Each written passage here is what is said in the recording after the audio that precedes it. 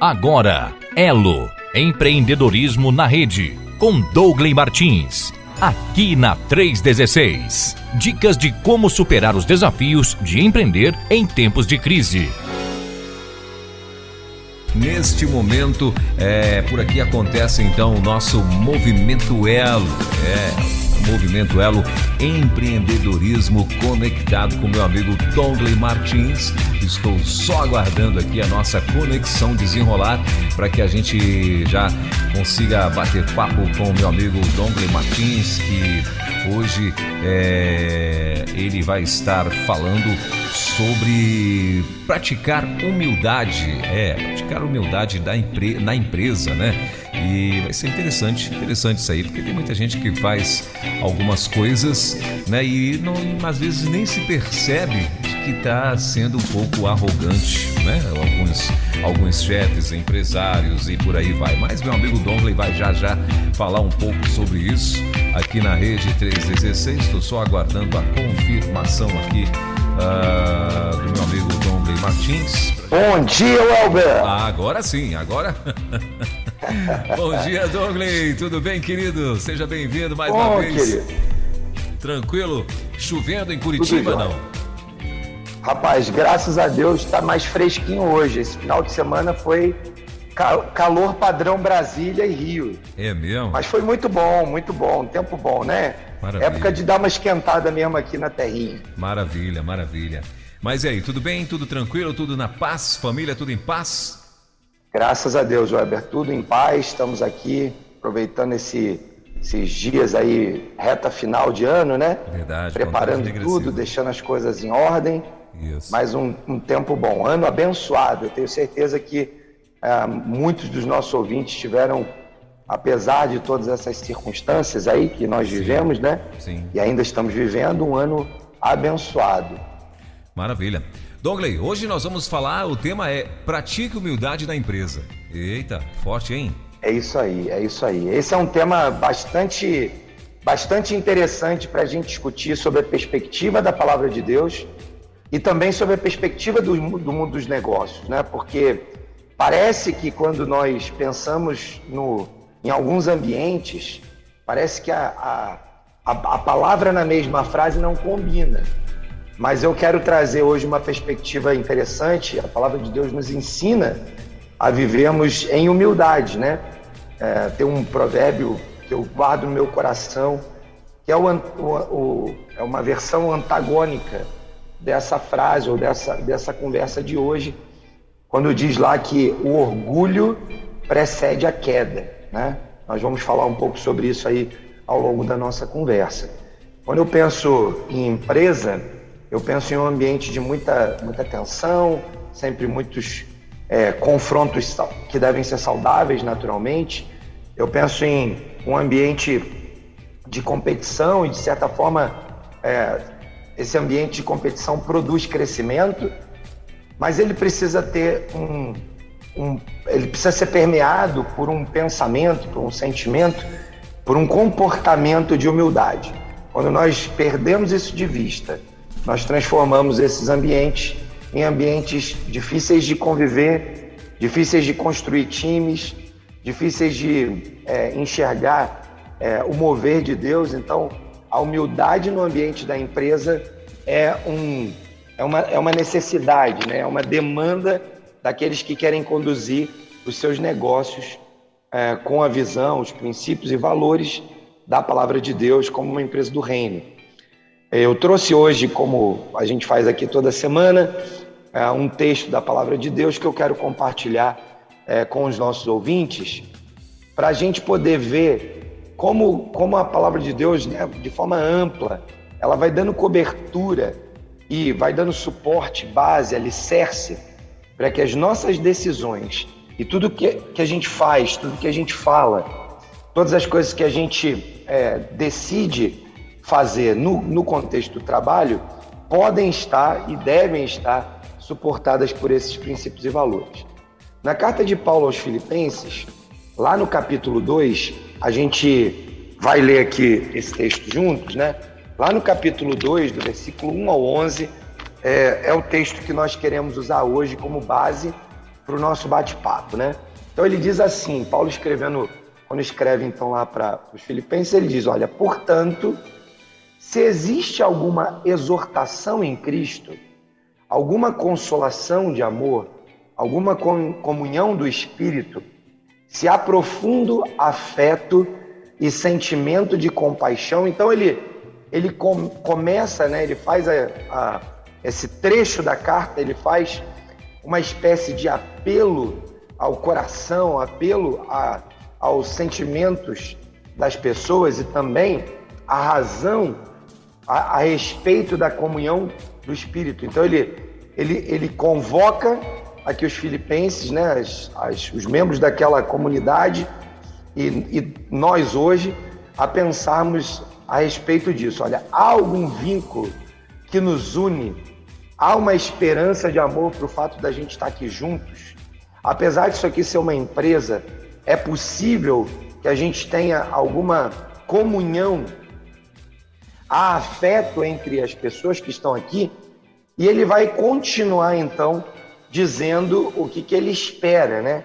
Então ele diz, então completem a minha alegria, tendo o mesmo modo de pensar, tendo o mesmo amor e sendo unidos de alma e de mente. Então ele dá uma primeira instrução, ele apela às reflexões, né? Essa coisa de um misto de razão com emoção, e fala, olha, se vocês conseguem encontrar isso estando juntos, então completem a alegria, tenham um modo de pensar semelhante, né? Parecido no sentido não do pensar individual, mas do pensar coletivo, aquilo que nos une a favor de alguma coisa. Sejam unidos não só na mente, ou seja, não só na razão, no intelecto, mas também nos sentimentos. Ele vai usar a palavra alma e mente para dar a ideia de sentimentos, comportamentos e a nossa razão, aquilo que nos faz produzir e nos faz avançar todos os dias dentro do nosso contexto de usar técnicas, usar processos, metodologias no nosso ambiente do mundo do trabalho. E ele continua o texto dando então uma razão para fazer isso. Ele vai listar ali uma série de razões pelas quais ele crê que vale a pena viver dessa forma, né? Então ele vai continuar no 3 dizendo, não façam nada por interesse pessoal ou vaidade. E aqui começa a primeira exortação sobre esse nosso desejo ou sobre essa nossa intenção de trazer um pensamento, um comportamento humilde para dentro da empresa. Não façam nada por interesse pessoal ou vaidade, mas por humildade. Cada um considere o outro superior a si mesmo, não tendo em vista somente os seus próprios interesses, mas também os dos outros. Esses 2 versículos ele está sugerindo, né? Ele está exortando em amor.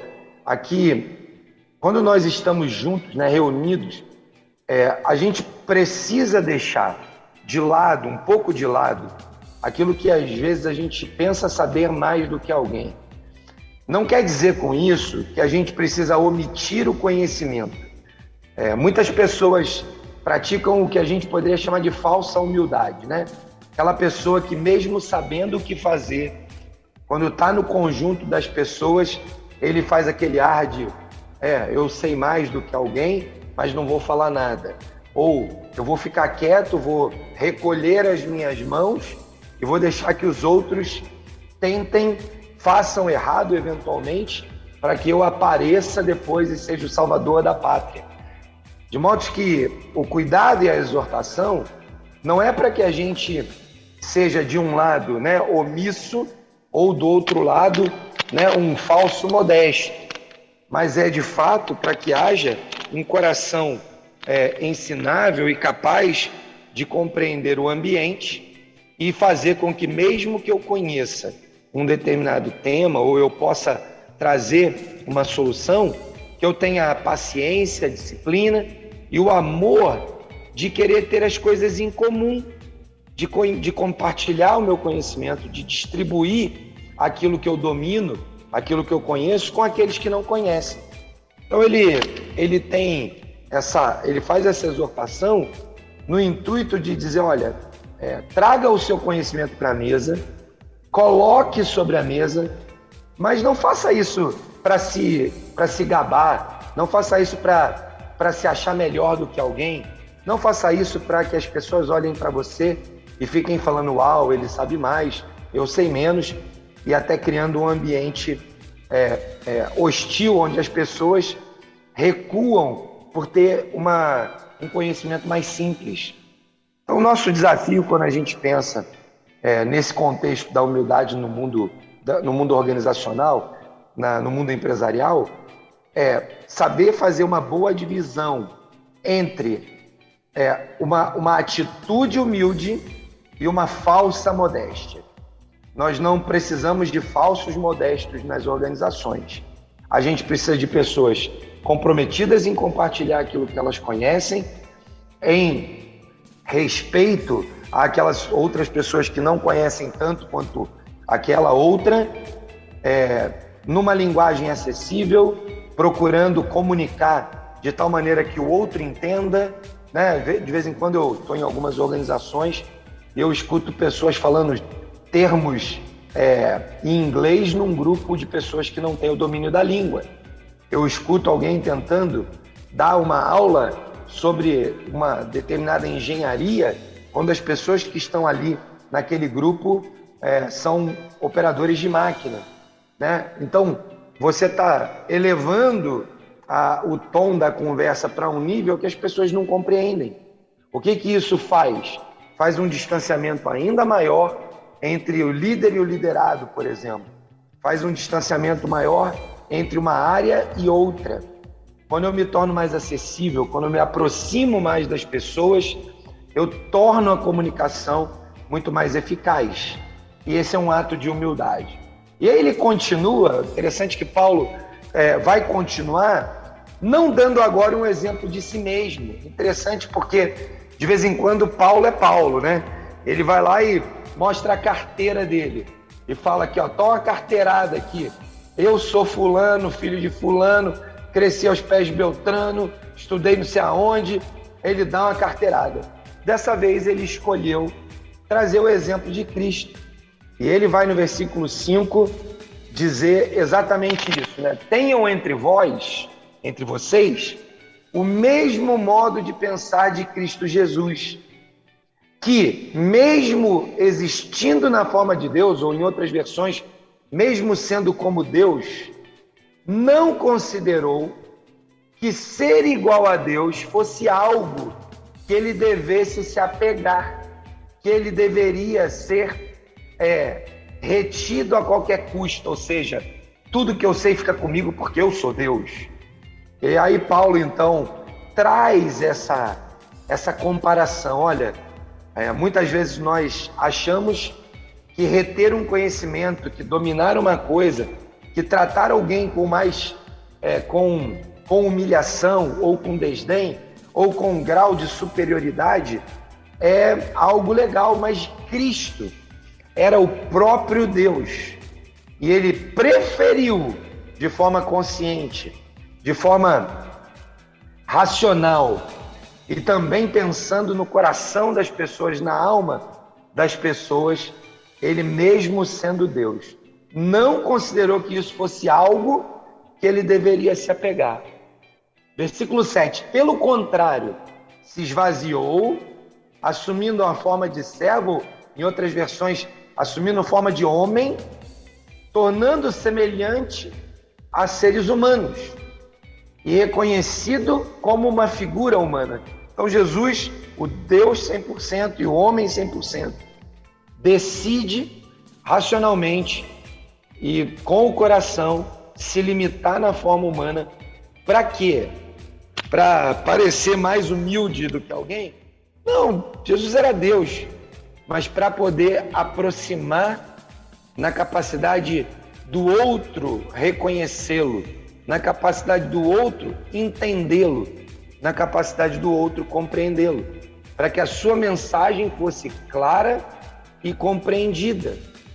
Por isso, ele toma essa decisão, e não só toma essa decisão, vive lá, né, sua jornada de 33 anos, mas durante o seu ministério, ele cumpre uma missão que qualquer pessoa em uma posição um pouco mais nobre nas organizações não tomaria.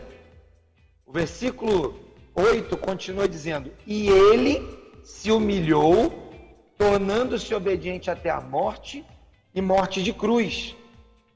E muitas vezes nós, nas nossas posições organizacionais, acreditando que porque chegamos a algum determinado lugar, ou porque somos o dono da empresa, podemos nos orgulhar disso e nos livrar da cruz. E é impossível isso. E aqui eu espero que todo mundo me entenda que não é uma analogia à cruz de Cristo, à cruz de madeira, o Calvário.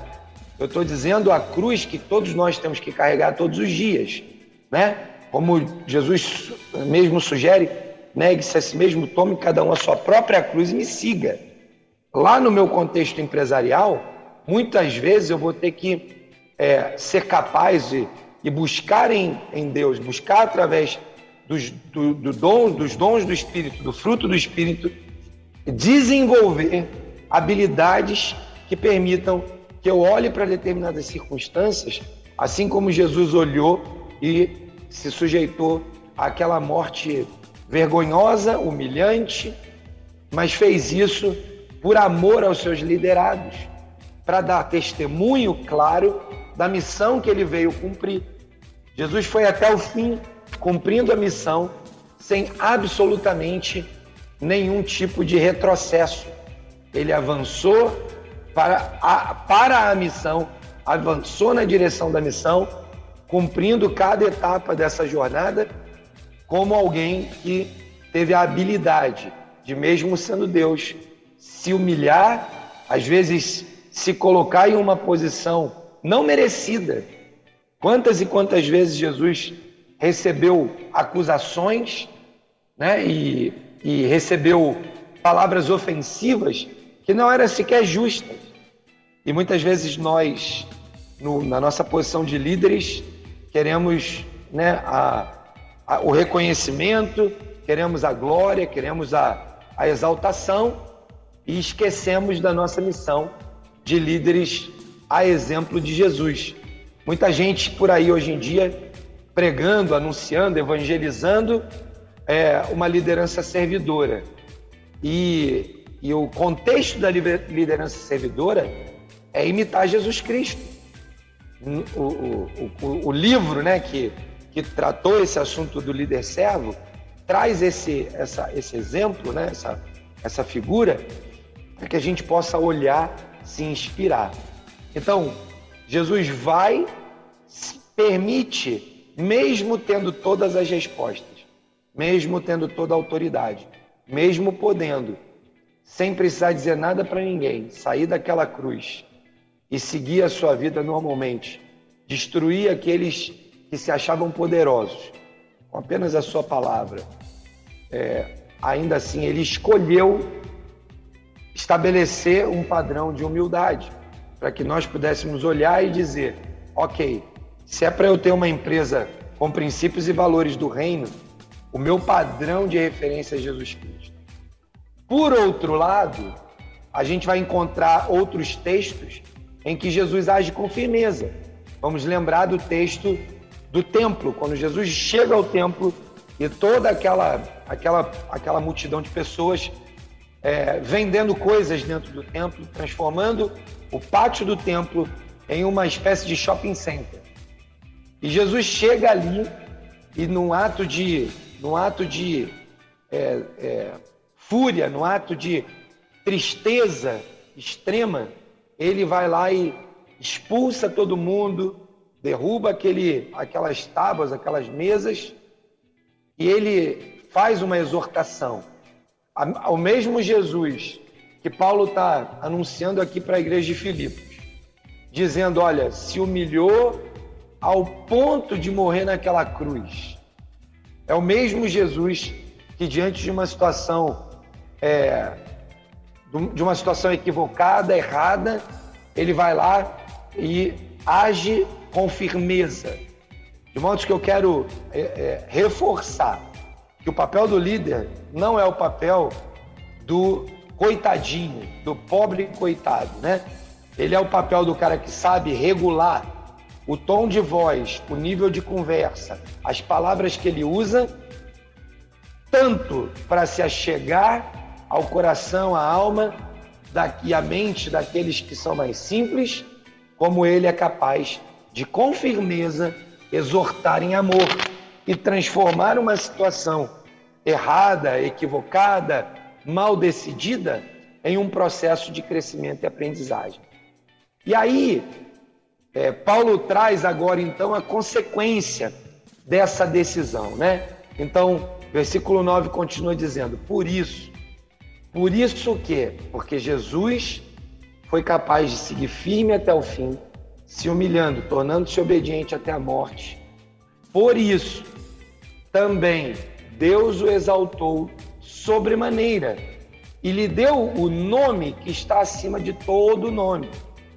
Ou seja, Jesus cumpriu sua missão, estabeleceu os princípios e valores do reino, foi até a morte, se sujeitou àquele episódio e por causa desse comportamento de obediência, de humildade e não de arrogância ou de autossuficiência, Deus o exaltou sobremaneira e lhe deu um nome, lhe deu uma marca que perdura na história por mais de 2000 anos. Eu fico pensando se um dia nós vamos ter uma empresa com um nome que vai ter o mesmo nome por 300, 400, 500, 1000 anos, se Jesus não voltar antes disso. Qual é a ideia aqui? Qual é a analogia, né? A analogia é, se você consegue conduzir os seus negócios com o coração de Jesus, que mesmo sendo Deus, suportou a limitação por amor, se você conseguir praticar no seu negócio esse tipo de comportamento, de atitude com humildade, olhando para a mente, para o coração, e não se limitando a isso, mas sendo alguém que na hora da exortação vai ser firme em amor, mas na hora do diálogo, na hora da comunicação, vai ser acessível e humilde, provavelmente você vai conseguir construir um time muito bom, um time saudável, pessoas que vão querer caminhar perto de você e andar com você por muito tempo, que vão te ajudar a todo custo a construir um negócio bem-sucedido. O sucesso de Jesus foi que ele recebeu um nome que está acima de todo nome. Para que, ao nome de Jesus, para que, por causa do nome de Jesus, por causa do ensinamento, por causa das lições, por causa da missão de Jesus, todo joelho se dobre nos céus, na terra e debaixo da terra. Ou seja, né, que Paulo está trazendo aqui como ensinamento é que esse comportamento de Jesus lhe deu o direito de ser adorado, reconhecido, exaltado em todas as dimensões humanas que a gente conhece ou ouviu falar. E ele vai continuar dizendo, entre todas as línguas, né? Todas as línguas confessarão que Jesus Cristo é o Senhor, para a glória de Deus Pai. Ou seja, Jesus vai fazer isso naturalmente em obediência, em humildade, seu nome foi exaltado, ele tem uma marca na história por milhares de anos, mas além disso, a glória de Deus foi anunciada. Deus vem sendo glorificado por gerações, por todos esses anos, por todo esse tempo da vida humana, e ainda será glorificado por causa do nome de Jesus Cristo, porque Jesus escolheu, apesar do seu conhecimento pleno, da sua autoridade plena, do seu poder pleno, se humilhar, se tornar homem, morrer na cruz, por amor àqueles cujo ministério, cuja missão ele tinha para cumprir.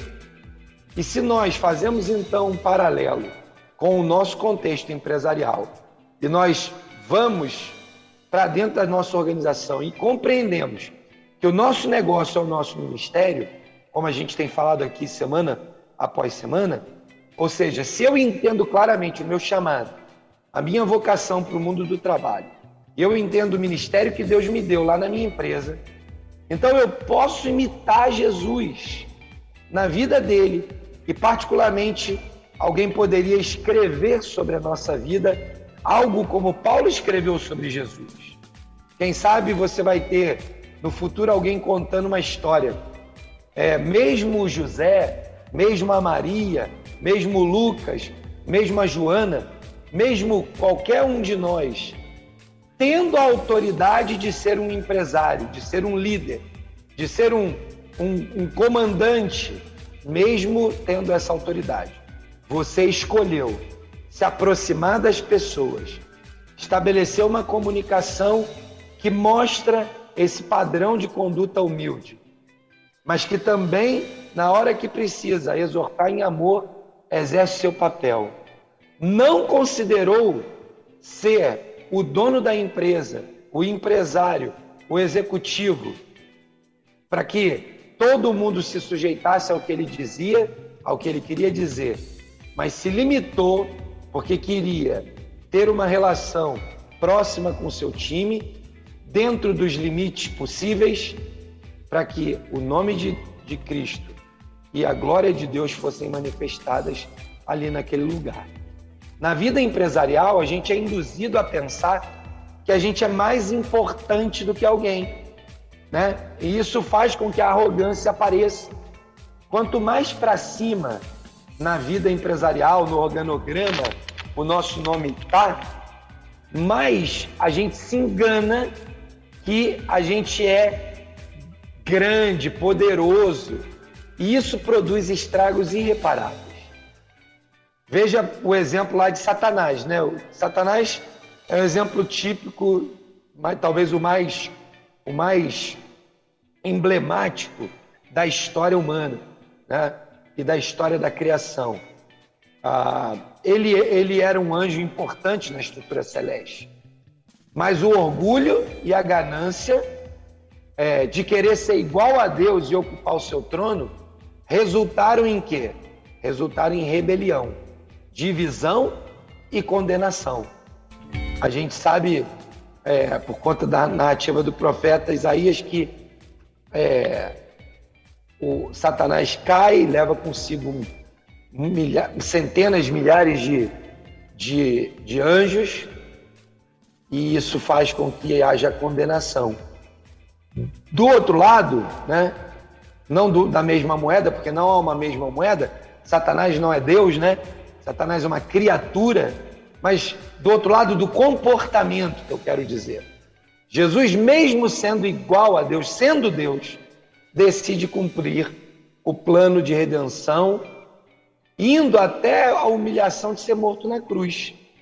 São decisões diferentes que produzem resultados diferentes. E nós fomos chamados para ocuparmos essa posição de humildade nas nossas empresas, ainda que, circunstancialmente, o nosso nome ocupe o quadrinho mais alto do organograma. Ainda que o seu nome esteja no contrato social ou no estatuto da empresa. Mas a gente não deveria se descuidar por causa disso, né? Vou fazendo aqui uma analogia, talvez você seja desafiado por ocupar esse lugar, essa posição, esses quadrinhos mais altos na organização, talvez você seja desafiado a dar a sua vida pela sua equipe.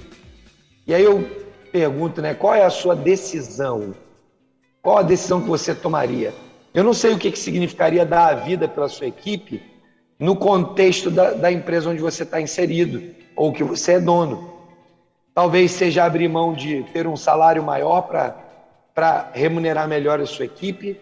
Talvez seja abrir mão de ter um padrão de vida melhor para beneficiar o crescimento da empresa e dos seus colaboradores.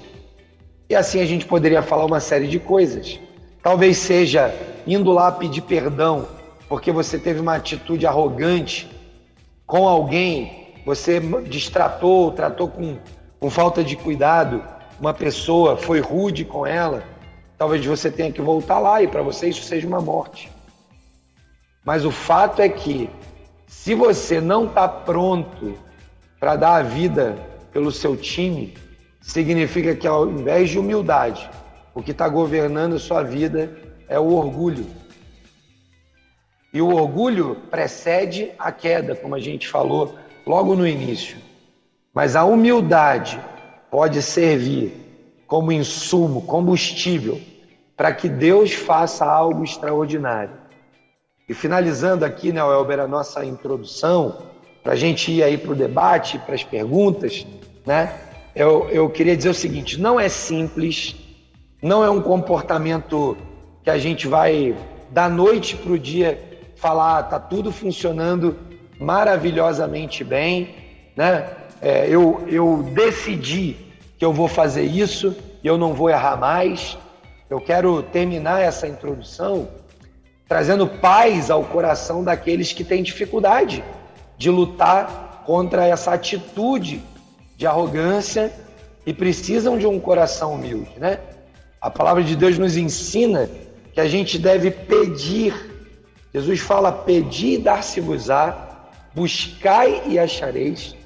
Então nós temos a oportunidade, temos a abertura, temos a liberdade de chegar diante de Deus através de Jesus Cristo e pedir e clamar por mudança na nossa vida, porque um coração pronto, humilde, pronto para receber, vai ser contemplado pela graça de Deus.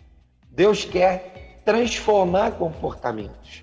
O que o Espírito Santo faz quando ele habita em nós e ele faz crescer dentro de nós o fruto do Espírito, é que ele nos capacita a termos um ânimo longo, a sermos amorosos, a sermos alegres, a vivermos em paz.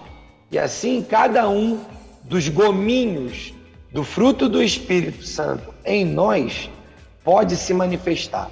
Agora, se a gente não busca nada de intimidade com o Espírito Santo, se nós conduzimos as nossas empresas com a nossa própria arrogância, com o nosso próprio entendimento, e nós não submetemos a Deus os nossos planos, se nós não oferecemos a Deus aquilo que está no nosso coração, para que o que está no nosso coração seja, ou a gente possa descobrir, né, se é aquilo que Deus quer para a gente, para o nosso negócio, para a condição dele, para a direção que queremos dar, então vai ser muito difícil viver uma vida de dependência, total dependência do Espírito Santo, aonde o fruto do Espírito se manifesta abundantemente.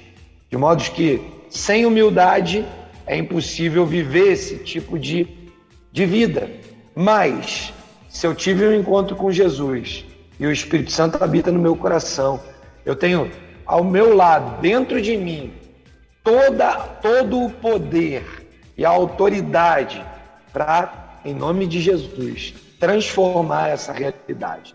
Nós fomos chamados por Deus, somos conduzidos pelo Espírito para uma vida de transformação e de mudança constante.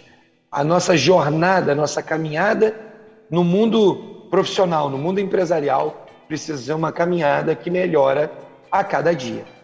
Vamos lá, Welber, vamos continuar aí com o debate e na conversa com os nossos amigos aí. Maravilha, Dongley. Tem aqui já uma perguntinha pra gente. Tá dizendo o seguinte: Dongley, já que estamos falando de humildade, como que você descreveria, né, uma empresa que tem um comportamento arrogante? Legal, isso é uma pergunta interessante, porque comportamento é algo que para algumas pessoas é visível, para outras pessoas é invisível, né?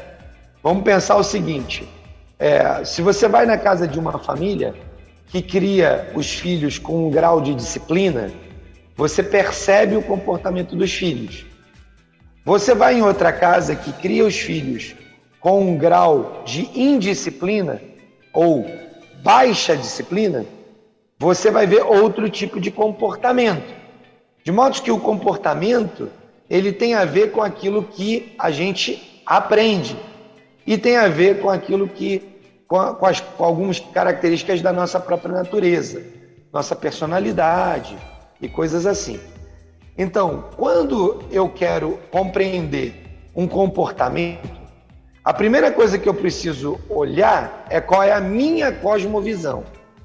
Por exemplo, há pessoas que foram criadas em ambientes em que subir o tom de voz é arrogância ou é grosseria. Essa mesma pessoa, quando ela vai para uma organização, para uma empresa, eventualmente ela vai se deparar com um empresário ou um líder que fala em um tom mais alto. Qual será a maneira como essa pessoa vai interpretar esse comportamento? Talvez ela vai interpretar esse comportamento como um comportamento inadequado, como alguém que é grosseiro, arrogante, insensível. Se você foi criado numa família, então, que as pessoas falam mais alto, sei lá, talvez por conta da origem da sua nacionalidade. Minha família é descendente de italianos, de portugueses, a gente fala com as mãos, a gente fala alto, a gente ri alto, sempre tem um movimento muito grande. Bom, quando eu cheguei nas primeiras empresas que eu trabalhei, ou nos negócios que eu empreendi, naturalmente eu reproduzi parte desses comportamentos. Talvez alguém olhasse para mim e falasse, esse cara aí é muito barulhento. Talvez o outro falasse, é muito arrogante, talvez é muito grosseiro. E eu fui, ao longo dos anos, me vigiando, me policiando, aprendendo para que eu pudesse comunicar. Então, como é que eu identifico se uma empresa tem essa característica? A partir da minha cosmovisão e da cosmovisão e cultura da empresa. Então, primeira coisa, eu preciso chegar naquele lugar e olhar como é que a empresa funciona. Preciso observar se sou só eu que percebo esse comportamento ou se isso é um senso comum. Quando você começa a conversar com seus colegas de trabalho, você vai ouvir determinadas afirmações sobre adjetivos que aquela empresa tem.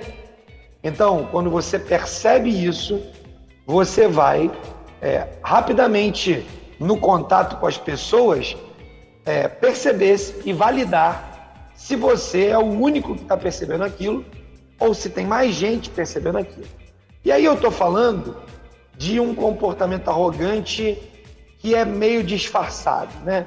Aquele que é meio nebuloso, que é diferente de uma organização cuja arrogância é percebida a cada frase, né?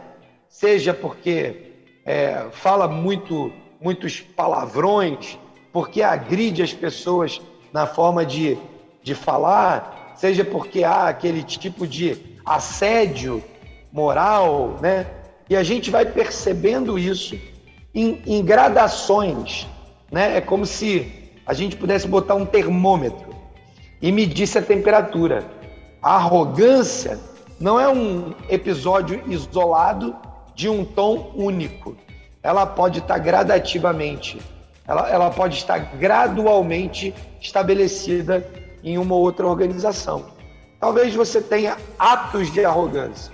É uma coisa pontual.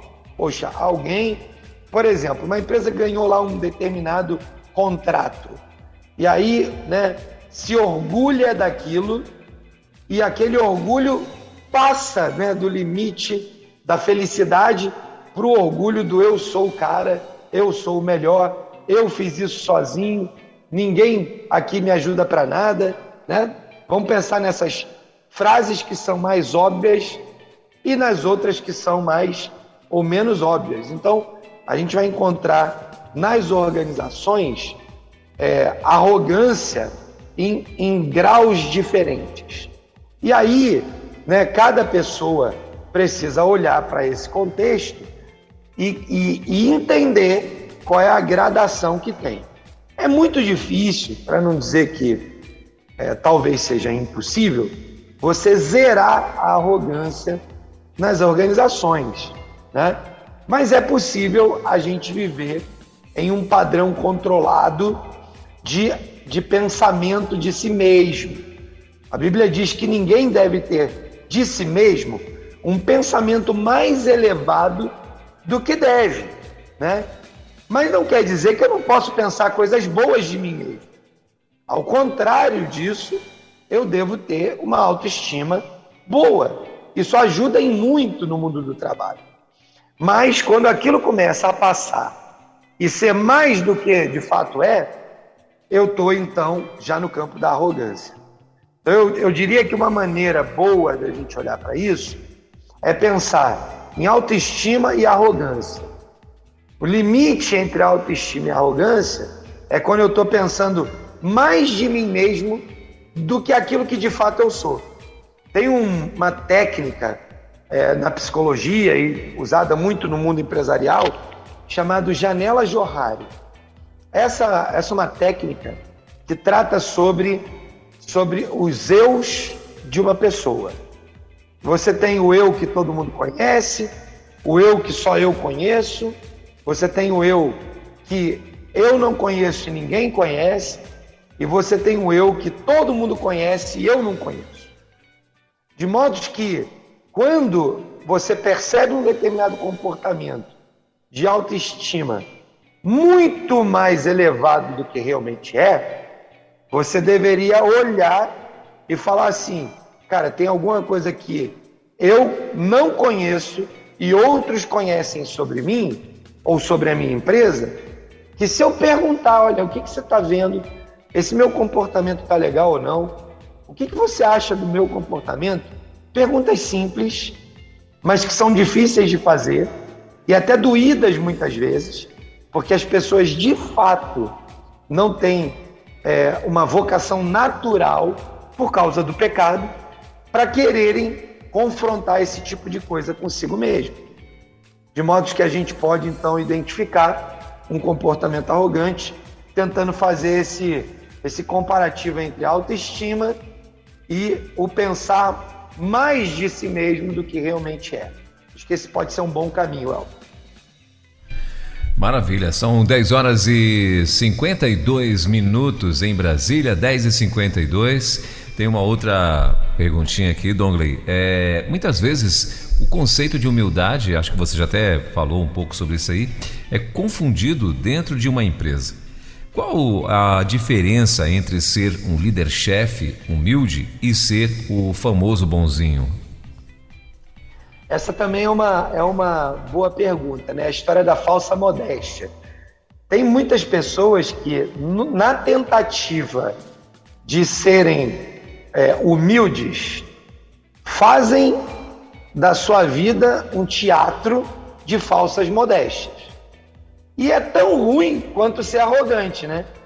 Eu não sei se é pior ou melhor, mas se é parecido. Porque você consegue perceber tão nitidamente aquela pessoa que tenta ser boazinha, mas não é, né? Ou tenta ser modesto e não é, que chega a ser, de certa forma, engraçado, para não dizer talvez patético, né? Porque todo mundo que está em volta olha e fala, não, isso não é assim. Não é desse jeito, né? O comportamento não combina com a personalidade, com a atitude, com o jeito de fazer. Então, muitas vezes, a gente, no afã de ser querido por alguém, isso pode ser também, Elber, um problema de baixa autoestima. Tem pessoas que, por questões de baixa autoestima, se esforçam para ser humildes, para que as pessoas reconheçam nelas e elas possam se alimentar, e isso é combustível para a vida delas. Então, quando eu vou para esses comportamentos mais ligados a um problema psicológico, ou a um problema comportamental, ele é mais difícil de ser corrigido, porque tem um componente de saúde mental, de saúde emocional, que precisa ser tratado junto com o processo da humildade. Agora, quando eu tenho alguém que tem uma boa autoestima e ela, ao invés de disciplinar a sua vida, ela tenta criar condições, ou um ambiente, ou uma situação, uma circunstância, pode parecer tão artificial que as pessoas ao lado delas começam a não acreditar mais naquele comportamento. De modo que nós precisamos ser quem nós somos, controlados pelo Espírito Santo. Então eu preciso ser aquela pessoa com a personalidade um pouco mais forte, firme, mas dominado pelo Espírito Santo. Então a diferença que eu vejo é que se eu tenho uma personalidade muito forte e em certa medida arrogante, e eu não gasto tempo orando, pedindo direção do Espírito e vivendo submisso ao Espírito Santo, eu não vou conseguir fazer com que aquele comportamento da minha natureza humana, da minha personalidade, seja guiado pelo Espírito Santo. Então, eu preciso, de fato, de submissão ao Espírito Santo. É a melhor forma de ser alguém que tem, independente da sua característica predominante de comportamento, eu consigo, apesar de mim, sendo dominado pelo Espírito Santo, corrigir e tomar ações que demonstrem uma atitude de humildade. E quando eu não consigo fazer isso, o que a palavra de Deus nos ensina a fazer é se arrepender, confessar o pecado, voltar e corrigir o erro. E esse pode ser um dos maiores desafios para o empreendedor, para o empresário cristão. Porque ele sabe que ele deveria se arrepender, confessar o pecado, ir até aquela pessoa contra quem ele atuou daquela maneira e ir lá e se retratar, pedir perdão, se reconciliar. Mas a arrogância do mundo empresarial pressupõe que eu não posso me humilhar desse jeito, porque senão eu perco minha autoridade.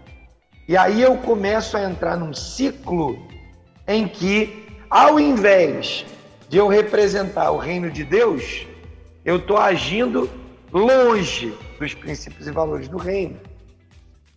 Então, eu deveria olhar para aquele pecado cometido, né? Porque a gente, como cristão, não pode se enganar. Não há 3 campos, só há 2 campos. Só há o campo do reino de Deus e o campo em que Satanás atua. Quando nós, estando no campo do reino de Deus, damos espaço ao velho homem, só há uma coisa a fazer: reconhecer que eu pequei, pedir perdão pelo pecado e ir lá naquele ambiente onde aquilo aconteceu e retratar aquilo com um pedido de perdão e de reconciliação.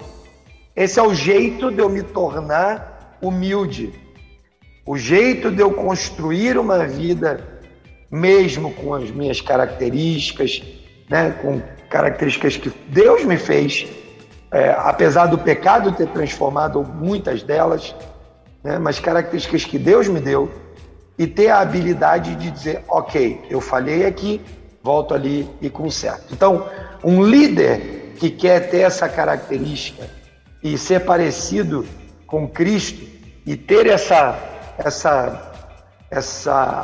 o seu nome, né, como Jesus foi reconhecido ali por Paulo, né, ter o seu nome marcado naquela empresa, na vida daquelas pessoas, o único jeito que ele tem para isso é vivendo debaixo da direção e do comando do Espírito Santo. E aí, para eu poder construir esse tipo de vida, necessariamente, eu preciso daquilo que a gente também tem falado aqui constantemente. Se você não lê a Bíblia, como é que você vai aprender aquilo que a Bíblia ensina sobre o reino de Deus, sobre o comportamento dos líderes que Deus espera que a gente seja. Como é que eu vou ter conteúdo para falar para mim mesmo, olha, isso aqui não pode ser desse jeito, porque a palavra de Deus ensina daquele.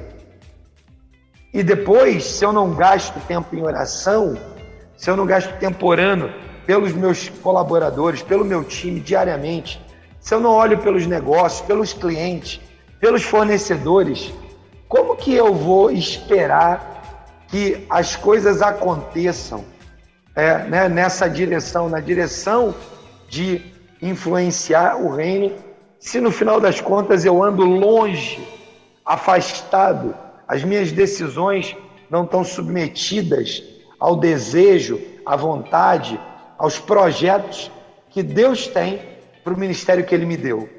É impossível, né? Não tem como fazer isso. Eu vou finalizar essa resposta com uma expressão que eu tenho usado com frequência aqui.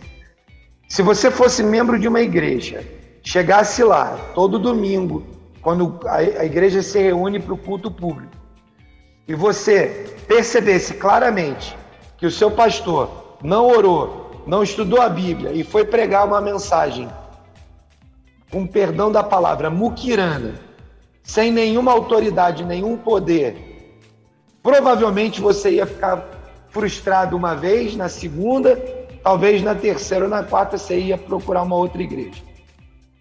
Da mesma maneira, se você quer ter um ministério profícuo no mundo do trabalho, você como líder precisa viver uma vida de oração, de leitura, de separação, de santidade e disciplina, e principalmente disciplinas espirituais, para que o Espírito Santo use a sua vida para ser o líder que ele precisa, para os projetos que ele tem, para os seus negócios, né? Então, nosso desafio é andar segundo o coração de Deus, segundo a vontade de Deus, para que Ele continue usando as nossas vidas lá no ministério que Ele nos deu no mundo do trabalho. Isso aí, Welber. Maravilha, Dongley. Eu acho que dá tempo ainda de você responder mais uma perguntinha aqui. São 11 horas e 2 minutinhos. Por último, como transferir o conceito de humildade bíblica para os colaboradores e clientes de uma empresa?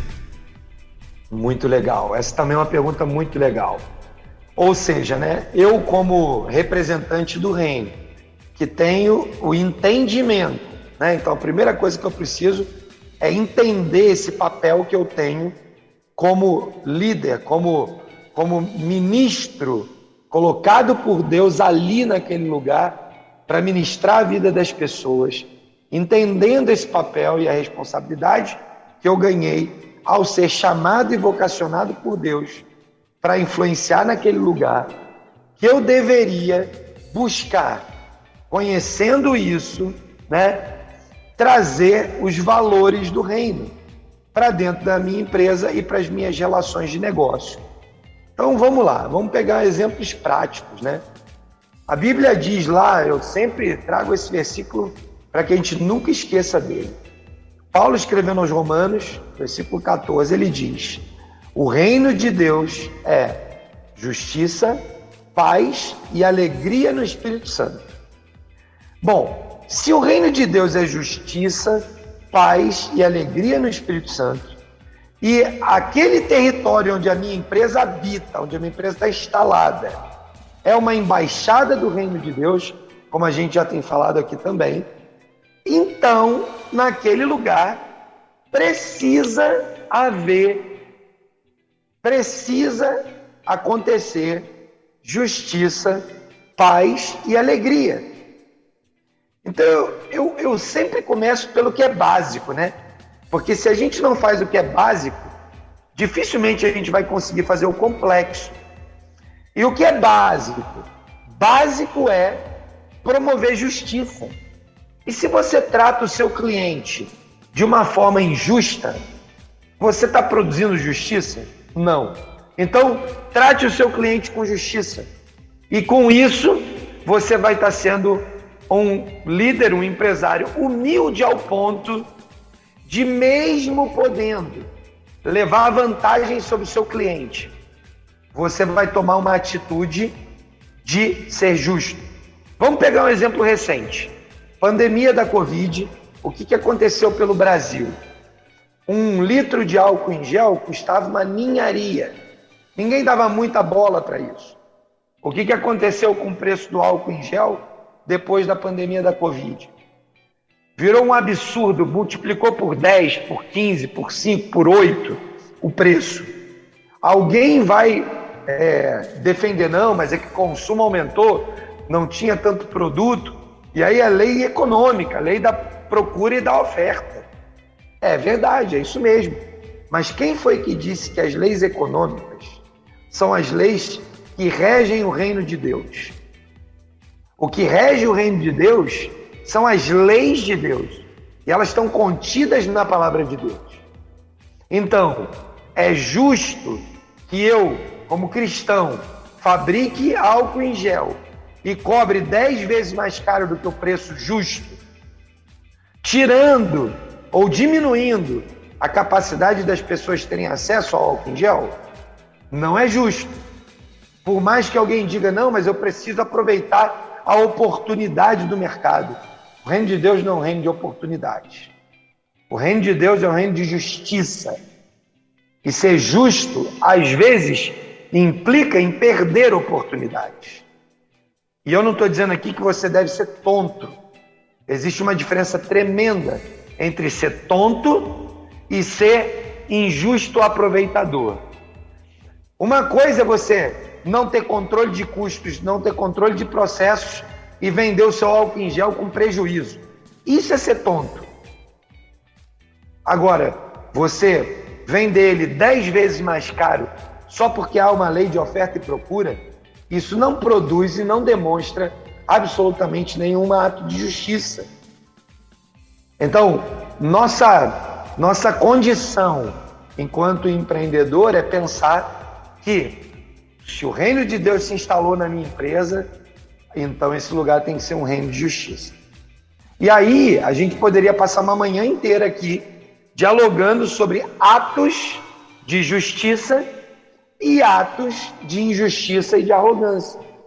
Mas eu acho que esse exemplo do álcool em gel, ele pode nos ajudar a expandir a nossa mente por muitas coisas.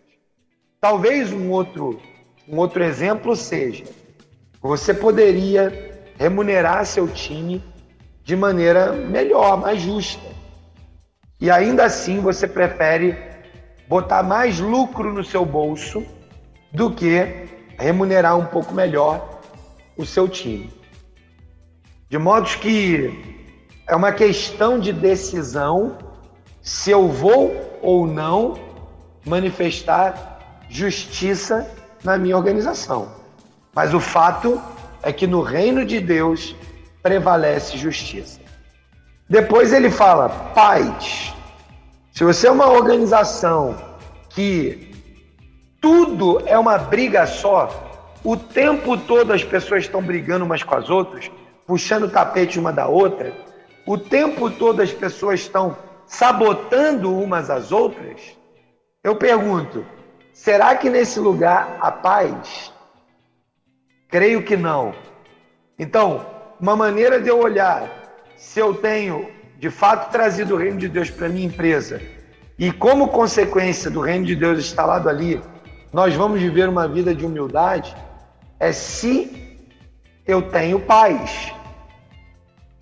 E por fim, Paulo fala da alegria do Espírito, né?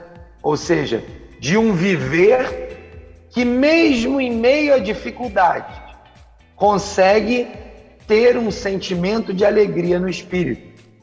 Então, não é incomum a gente chegar em empresas passando por dificuldades e parece que todo mundo está morrendo, todo mundo está triste, tudo é motivo de confusão.